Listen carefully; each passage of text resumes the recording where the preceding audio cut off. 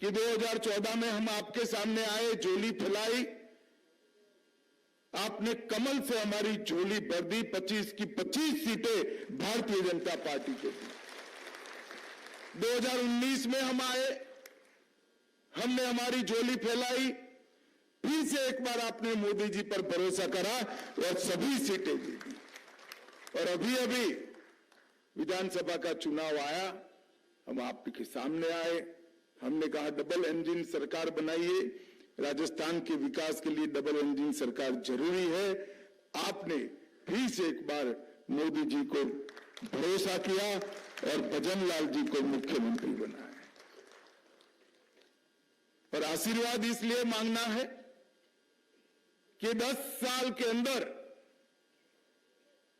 भारत के गौरव को पाताल से आसमान तक पहुंचाने का काम श्री नरेंद्र मोदी जी ने किया।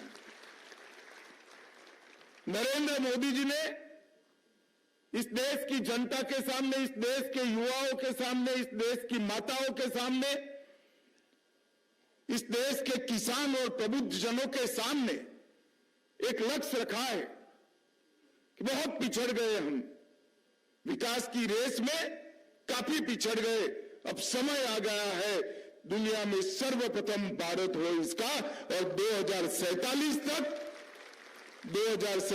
तक भारत आत्मनिर्भर भी होगा और सबसे पहले भी होगा। ये संकल्प लेने का समय है। और 10 साल के अंदर मोदी जी ने इसकी नींव डालने का काम किया है। 10 साल के अंदर मोदी जी ने देश को बहुत आगे पहुंचाने का काम किया है। ये 10 साल के अंदर कोई स्वप्न भी नहीं कर सकता था, ऐसे असंभव जैसे काम मोदी जी ने समाप्त किए हैं। मित्रों, मैं हमेशा कहता हूं, कोई एक पार्टी की सरकार 25-50 साल रहती है, तब जाकर 2-3 युग परिवर्तनकारी फैसले कर पाती है। कई बार तो ये भी नहीं होते, परंतु मोदी जी ने 10 साल में 50 से ज्यादा युग परिवर्तनकारी फैसले लिए हैं और भारत का सम्मान पूरी दुनिया में बढ़ा है।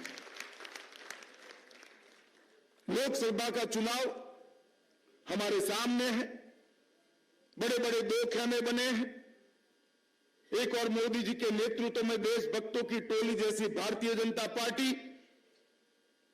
और एक और 7 परिवारवादी पार्टियों का घमंडिया गठबंधन इंडिया अलायंस, दोनों के बीच में राजस्थान की जनता ने निर्णय करना है। मैं मोदी जी ने 10 साल के अंदर